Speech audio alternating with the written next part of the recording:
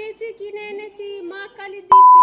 সকাল সকাল রেডি হয়ে কোথায় চললাম নিশ্চয়ই মনে প্রশ্ন জাগছে।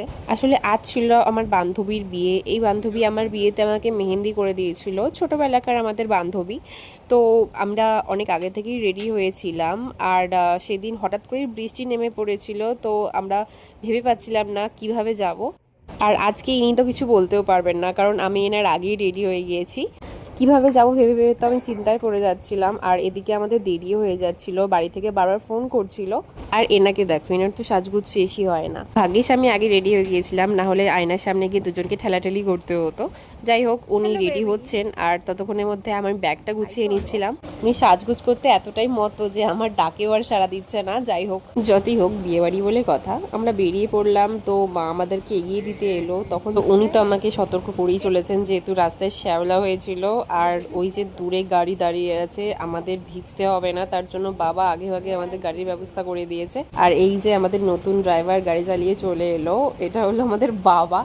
বাবা গাড়ি চালানো শিখছে, বাবার প্রচণ্ডই ইন্টারেস্ট আছে। আর এই মানুষটার তো একেবারেই ইন্টারেস্ট নেই, যার জন্য আমাদের প্রত্যেকবার ড্রাইভারের অপেক্ষা করতে হয়। বিয়ে বাড়িতে যে কি ড্রেস পরবো আমার একেবারেই মাথায় আসছিল না। তো ইনি আমাকে বলেছিলেন যে, আরে না না, ইনি নয়, আমার হাজবেন্ড। উনি আমাকে বলেছিলেন যে বিয়েতে যে লজ্জাবস্ত্রের বেনারসিটা রয়েছে সেটা পরতে।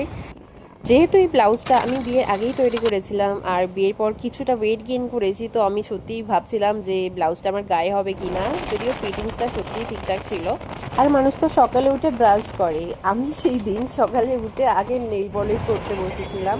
এই দেখো আমার নেলসগুলো। ব্যাস তারপরেই পৌঁছে গেলাম বাড়িতে। আর বাড়িতে যেতেই সঙ্গে সঙ্গে মা দিয়ে দিল ঠান্ডা ঠান্ডা লস্যি। আর বাড়িতে ফিরে তো আমার সবার আগে একজনের কথাই মনে পড়ে, সেটা হলো আমার ভাইপো।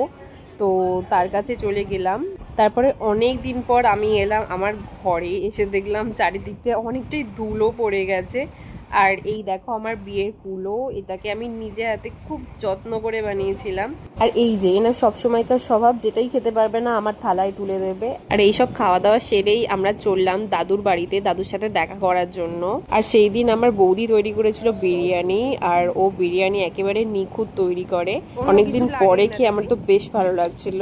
আর সন্ধে হতে না হতেই সেই দিন আমরা রেডি হতে শুরু করে দিয়েছিলাম। প্রথমে এই শাড়িটি আমি আর্ট পৌরে স্টাইল পরার চেষ্টা করেছিলাম, কিন্তু আমাকে একেবারেই ভালো লাগছিল না আর্ট পৌরে স্টাইলে। আসলে সব শাড়ি সব রকম মানায় না, তো আমি চেঞ্জ করে এক পিন করে শাড়ি পরে নিয়েছিলাম। যদিও এক পিন করা শাড়ি আমি একেবারেই পরতে পারি না। সেই দিন যেহেতু বর্ষাকাল ছিল, তো প্রচণ্ডই চারিদিকে কাদা ছিল। আমি প্রচণ্ডই চিন্তা করছিলাম যে কিভাবে আমি যাব।